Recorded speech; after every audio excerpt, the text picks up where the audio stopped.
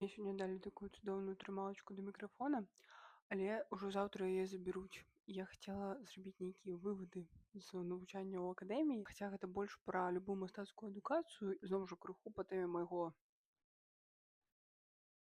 дыплома, то бок пра беларускую анімацыю. Нам сёння казалі шмат розных словаў пра мастацтва, пра тое, што мы павінны заставацца ў культуры, што ў нас два шляхі. Ведаеце, я што задумалася, быў такі беларускі мастак Юніс Сандгазін. Ён застаўся ў гісторыі, таму што яго сябар, ці нават не сябар, калі шчыра, вось я проста лічыла яго сябрам, таму што ў вечнасці гэта можна назваць сяброўскім учынкам. Олег Белавусаў зняў пра яго мультфільм «Куб», дзе ён выкарыстаў у якасці замалёвак якраз усе работы Сандгазіна. Так ён застаўся ў вечнасці. Мне падаецца, гэта вялікі акт гуманізму у тым ліку, таму што нам не ўсім наканавана застацца ў гісторыі, але застацца добрым чалавекам пры гэтым можна.